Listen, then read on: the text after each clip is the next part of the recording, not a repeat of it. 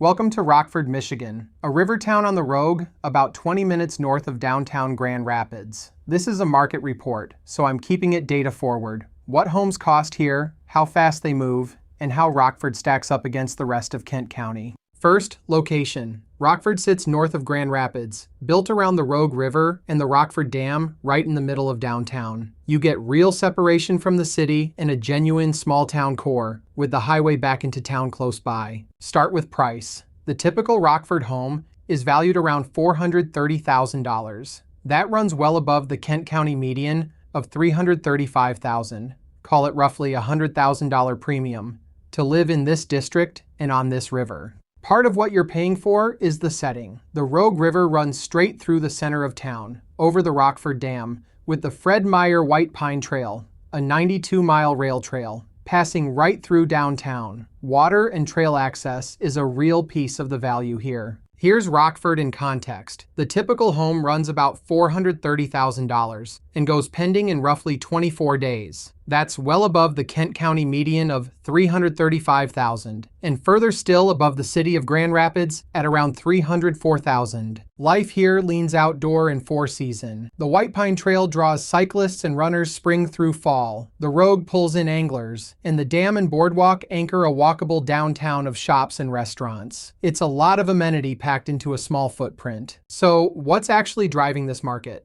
5 things.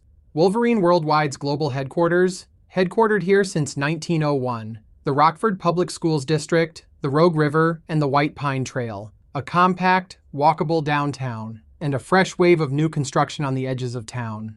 Here's how Rockford's typical value ranks against other Kent County markets. It lands in the upper middle, below Forest Hills communities like Ada, just under Byron Center, and comfortably above the city of Grand Rapids itself. Rockford is a move-up market without being the top of the county. The housing stock itself is wide.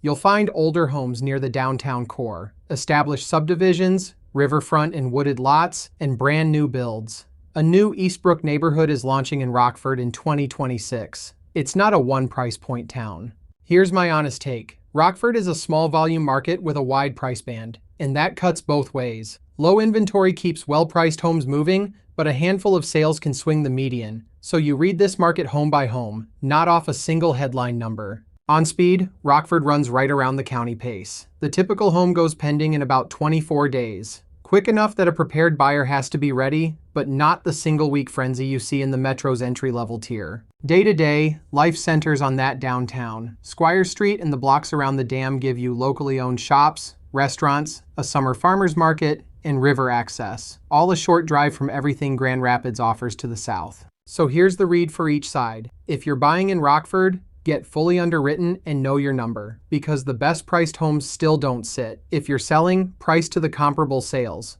not to the top of that wide band.